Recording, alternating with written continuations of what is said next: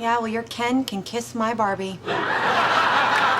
Welcome to Ms. Mojo, and today we're counting down our picks for Penny's best disses, comebacks, and just those times she went beast mode. I'm gonna show you how we finish a quest in Nebraska. Number 30, when Sheldon cleaned her apartment. Okay, so the intention is certainly nice. Who doesn't love a clean apartment, right? Especially when you're not the one doing the cleaning. I just want you to know that you don't have to live like this. I'm here for you. What's he talking about? It's a joke. I don't get it. Yeah, he didn't tell it right. The problem, of course, comes from the fact that Sheldon broke into her place at night and did it while she was sleeping in the other room. It's pretty creepy, particularly because this was only the second episode of the series, and the strong bond Penny and Sheldon would eventually form was years away. You sick, geeky bastards! How did she know it was us? I may have left a suggested organizational schematic for her bedroom closet.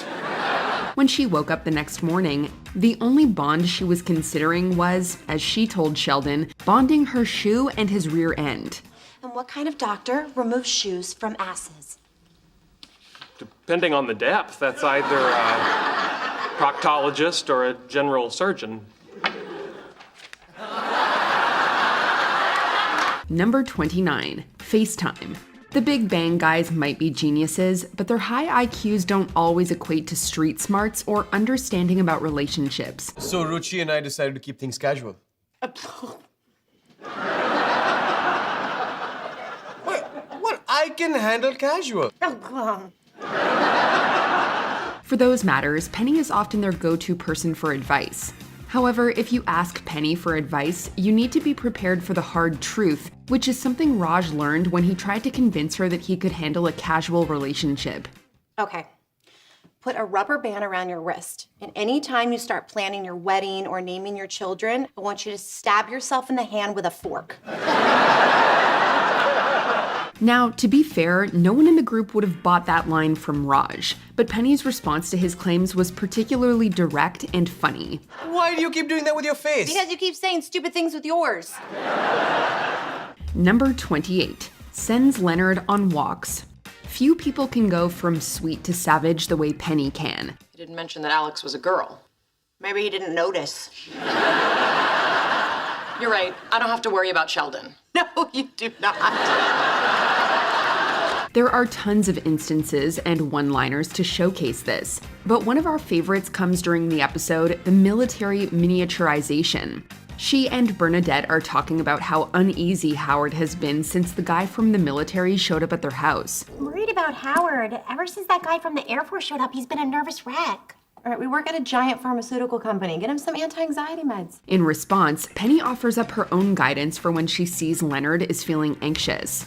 While taking a long walk sounds like very genuine and wholesome advice, one simple question quickly clarifies that it's for her benefit more than it is Leonard's. You know, when Leonard's feeling anxious, I make him take a long walk. Does that help? For a while, then he comes back. Number 27, Penny's from Nebraska. Penny being from Nebraska comes up on multiple occasions throughout the series. How was Nebraska? Well, better than North Dakota.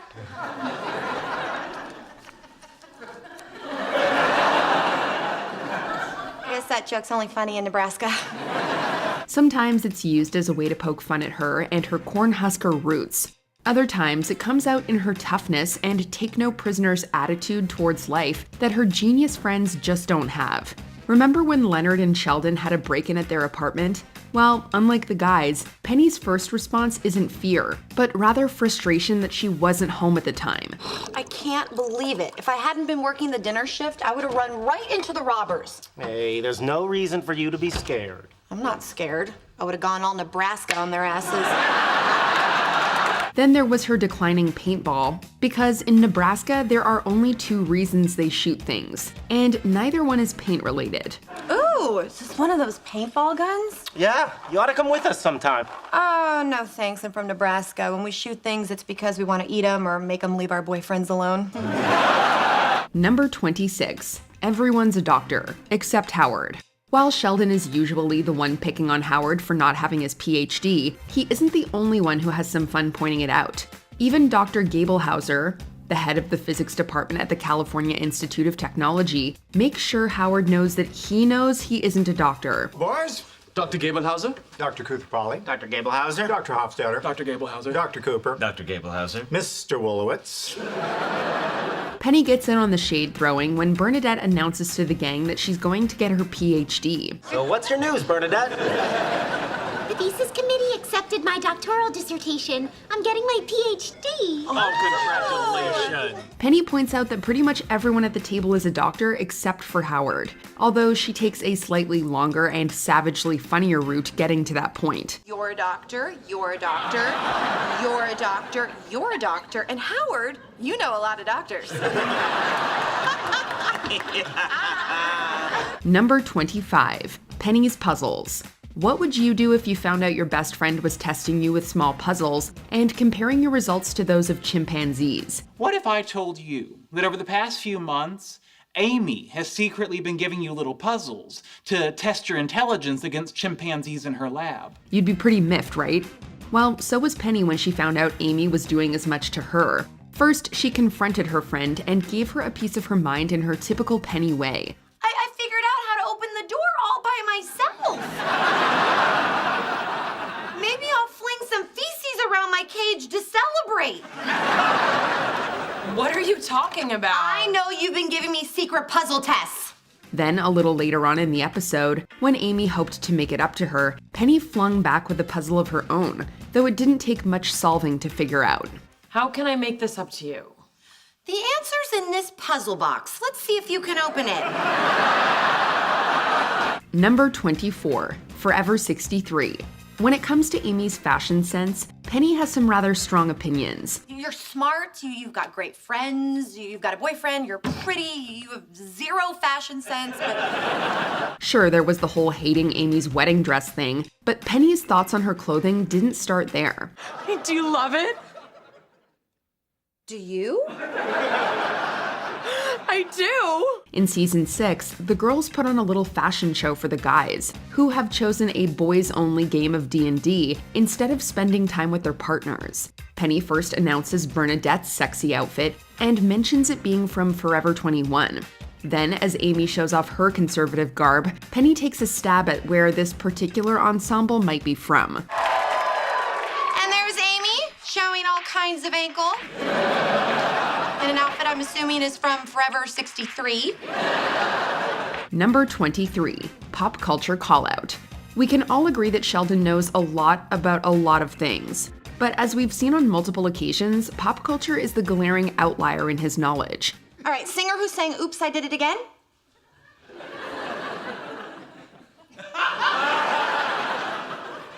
Okay. Penny takes the opportunity to keep her genius friends in check whenever she can, and this scene is a perfect example. When Sheldon tells her she could create a viable business with her penny blossoms, he follows up by being just a little too high and mighty about his smarts, and Penny has the perfect response. You took advantage of modern marketing techniques and you optimized your manufacturing process. You might be able to make this a viable business. And you know about that stuff? Penny. Oh, we marvel at how such a simple question can make him fall so far. I'm a physicist. I have a working knowledge of the entire universe and everything it contains. Who's Radiohead?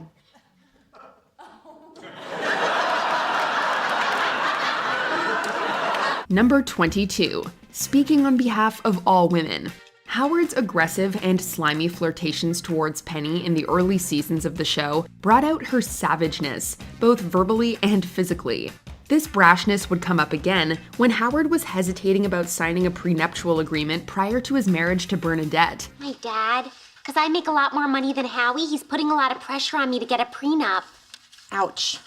Yeah, Howie's gonna freak out. Penny made her thoughts on the matter very clear and advised Howard with about as much grace as a reversing dump truck. Hey, what are you guys doing here?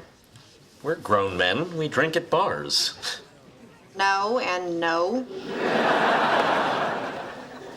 Everything okay with you and Bernadette? She even went as far to say that she wasn't just speaking for herself, but for all womankind. How Howard ever looked himself in the mirror after that is beyond us. All right, Howard Wolowitz, listen up. You sign anything she puts in front of you because you are the luckiest man alive. If you let her go, there is no way you can find anyone else. Speaking on behalf of all women, it is not going to happen. We had a meeting. Number 21. Calling out Amy's mom. Amy's mother is a woman with some very hard-held opinions about pretty much everything, and she is certainly used to getting her way. I'm surprised Amy didn't pick us up. Oh, well, she's pretty busy the day before her wedding. Too busy for her mother?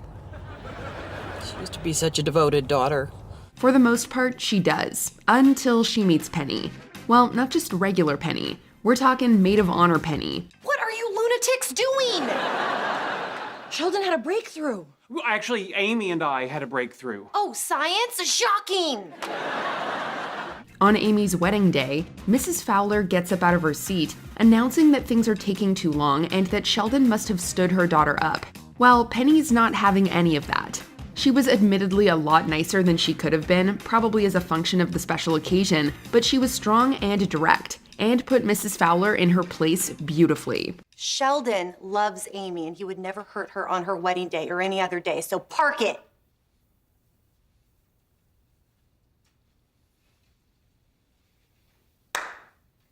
Oh, you sit down too. Number 20. Penny's Magic Potion.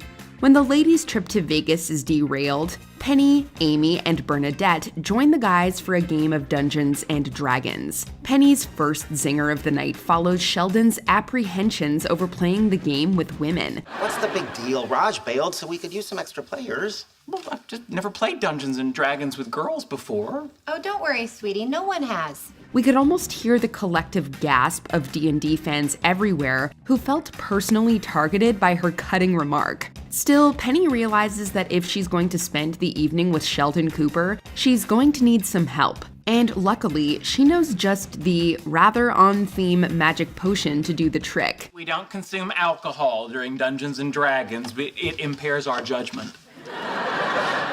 Oh, this isn't alcohol. It's a magic potion that makes me like you. Harsh? Maybe. But we'd be lying if we said we hadn't thought about quoting her when dealing with difficult people in our own lives. Number 19. What up, Moon Pie? When Sheldon forgets his flash drive at home, it's Penny to the rescue. Unfortunately, he hasn't quite grasped the concept of asking politely, which prompts Penny to have a little fun pushing all his buttons. Arguably the most savage moment is when she goes through Sheldon's private correspondence with his Meemaw. Sheldon, are these letters from your grandmother? Don't read those letters. Oh, look, she calls you Moon Pie. That is so cute. Put down the letters! If he was ever going to explode with rage, this would be the moment. Although she admits she went too far, she still can't help one more dig. I kind of crossed a line. Put him back on. Thank you. I'm back. What up, Moon Pie? We wonder how Sheldon reacted when he got home and saw the fate of his novelty puzzle box. Did you hear the click? Not yet. There it is. In Penny's defense, this might have all been avoided if Sheldon had just started with please. Number 18. No robot is a match for Penny. In the first episode of season 4, Howard finds a multitude of uses for the robot arm he built, including using it to serve up dinner. Luckily, he did so before, well, surely you remember what he used it for after that. Everyone's super impressed by this new technology, perhaps none more than Sheldon, who informs Penny that she might one day lose her waitressing job to a similar machine. You realize, Penny, that the technology that went into this arm will one day make unskilled food servers such as yourself obsolete. Most robots might be quick and efficient, but they don't have Penny's lovable charm and unparalleled customer service, as she so quickly reminds Sheldon. Really? They're gonna make a robot that spits on your hamburger? We don't condone contaminating other people's food, but if Penny got around to it a few times, well, we're also not saying Sheldon didn't deserve it. Number 17. Directing Sheldon to the right person. Sheldon's a creature of habit, and he values a rigid routine. We don't eat here. I don't know what's good. Well, it's all good. Statistically unlikely. Just get a hamburger. You like hamburgers. I like the hamburgers where we usually have hamburgers. In this episode, he's finally become accustomed to the burgers at the Cheesecake Factory and considers making the establishment his permanent Tuesday eatery. Since this is still pretty early in their friendship, Penny hasn't yet warmed up to Sheldon or grown accustomed to his jibber-jabber. Interesting. Do you know where the phrase jibber jabber comes from? Oh my God, you're about to jibber jabber about jibber jabber. So when he asks her about the possibility of reserving their table every week for the foreseeable future, she dismisses his query with a snarky retort. Really? Oh, yay. Who do I speak to about permanently reserving this table? I don't know, a psychiatrist? Leonard's amused, but he's the only one laughing at their table. Poor Sheldon, always misunderstood. Still, no one could fault Penny for beating around the bush. Number 16, messing with Raj. As you likely recall, in the earlier seasons of The Big Bang Theory, Raj struggled with speaking to most women, unless he was intoxicated. Haven't you been listening to me? I cannot talk to women. Raj. No, let's see how long it takes him. Raj, Penny, you say you can't talk to women, but you've been talking to me. We're told he suffers from selective mutism, a very real and severe anxiety disorder. Unfortunately, on the show, it's often played for laughs. So wait. Howard lives with his mother, and Raj can't speak to women unless he's drunk. Go. Oh, that's fascinating. Selective mutism is quite rare. It was perhaps best encapsulated by this exchange between Penny and Raj. Penny walks into the apartment and immediately addresses Koothrappali. Yo, Raj, talk to me.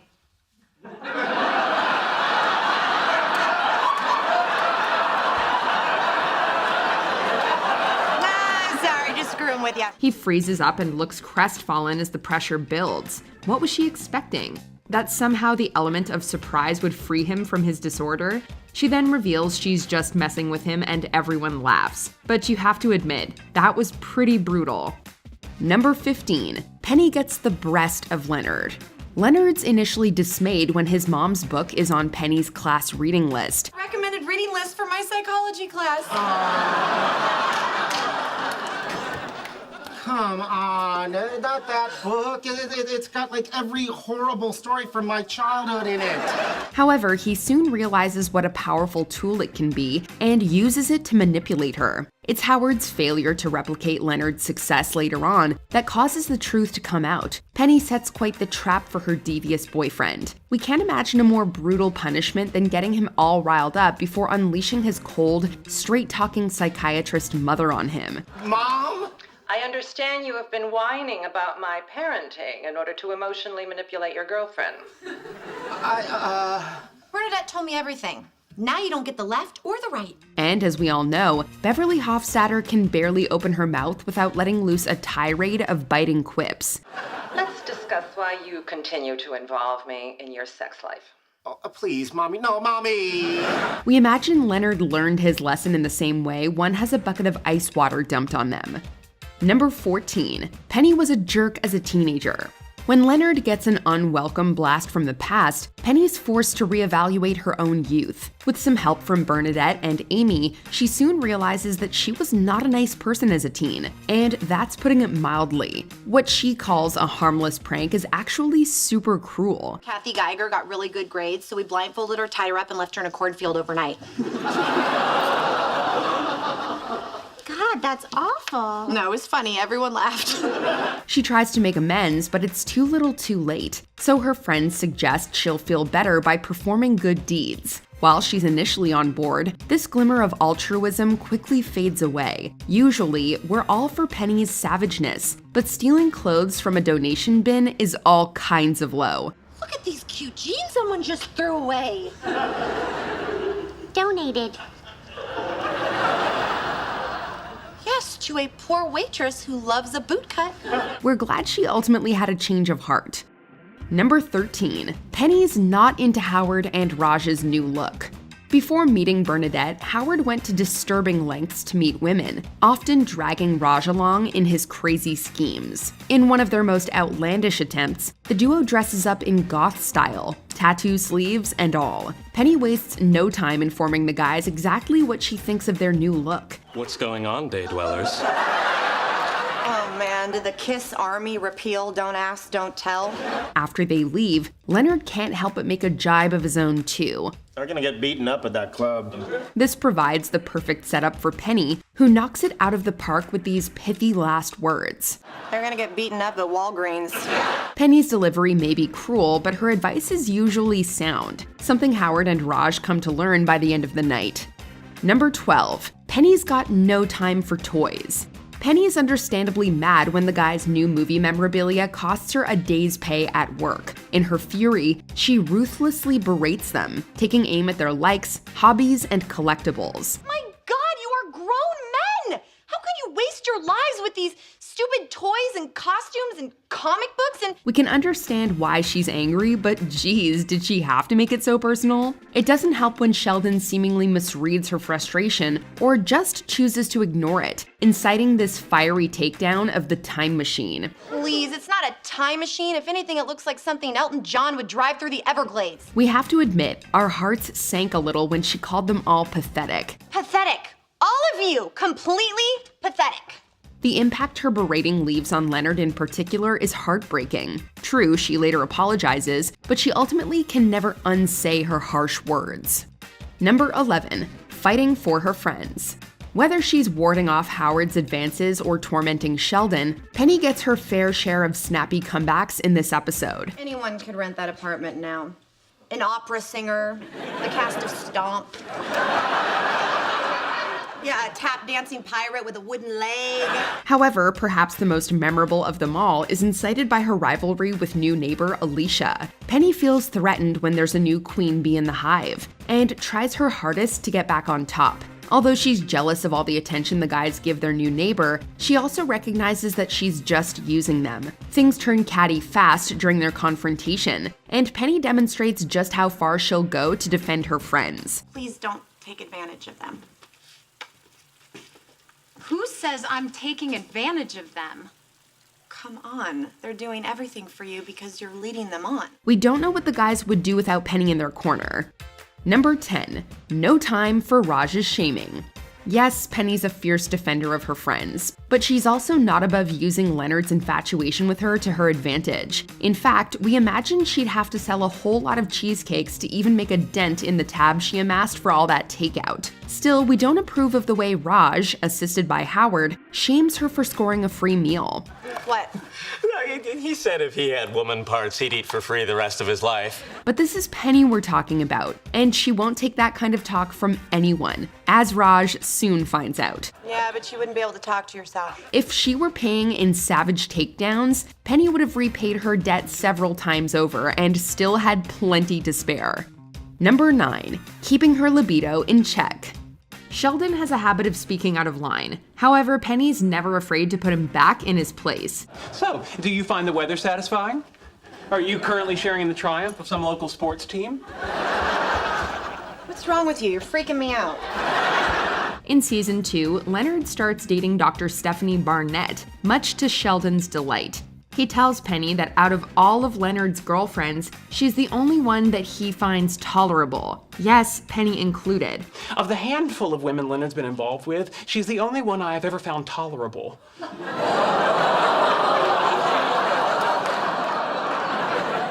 Well, what about me? The statement stands for itself. Then, in a very Sheldon-esque way, he asks his neighbor to refrain from acting upon her urges so as not to come between Leonard and his Sheldon-approved paramour. Penny's unimpressed and responds with a biting remark. I would ask you to find some way to suppress your libido. I could think about you. Fine, whatever works. Unfortunately, her fiery comeback is lost on Sheldon. However, we all got it and collectively oohed and gasped at our televisions. Number 8. Sheldon's an alien. Throughout the show, it's been implied that Sheldon's either a robot or not of this planet. Based on that ring on your finger, I'd say you're pretty good at controlling robots. Careful, that's my fiancé you're talking about. And I can program him to hurt you. Penny seems to buy into the latter based on a couple of cutting remarks she's thrown his way over the years. For instance, after their apartment gets robbed, Sheldon decides to leave Pasadena forever, leading Penny to ask him how the mothership will find him if he keeps moving around. I'm leaving Pasadena forever. Tell me how that's overreacting. Come on, Sheldon, you can't move. Don't you need to stay in one place so the mothership can find you when it returns? A few episodes later, Sheldon corners her in the laundry room to convince her to let him take her place on Leonard's Switzerland trip. She knows what's coming and responds with a suitably disparaging clapback. All right, let's dispense with the friendly banter. I believe you know why I'm here. Oh, I always figured it was to study us, discover our weaknesses, and report back to your alien overlords. We don't know if aliens exist, but Penny makes some pretty compelling, albeit sarcastic, arguments. Number 7, helping Leonard get his tuition refunded. Leonard agrees to walk a mile in Sheldon's metaphorical shoes until he resolves the problem of a long overdue DVD.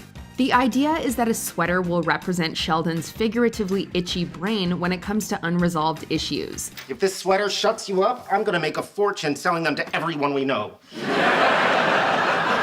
Now, all I need to do is head down to the video store and return the DVD. However, things quickly spiral out of hand when what was seemingly an easy task soon becomes an impossible mission. Leonard spends much more time in the uncomfortable garment than expected, and it starts taking a physical and emotional toll. It's called proving a point. Is the point you're an idiot? Gentlemen, please. Leonard is trying to walk a mile in my metaphorical shoes. Penny urges him to take it off when Sheldon isn't around, but he refuses. So she tries another, more direct approach to highlight his stupidity. Smile, What is that? What is that for? so you can send it to Princeton and get your money back. We wonder what stung more, that sweater or Penny's sharp tongue. Number 6, the importance of 21 seconds. In this episode, the guys enthusiastically get ready to go watch a version of Raiders of the Lost Ark that contains 21 extra seconds of footage that's never been released. Howard extends the invitation to Penny, but she's not exactly grabbing her fedora and whip and jumping for joy. What?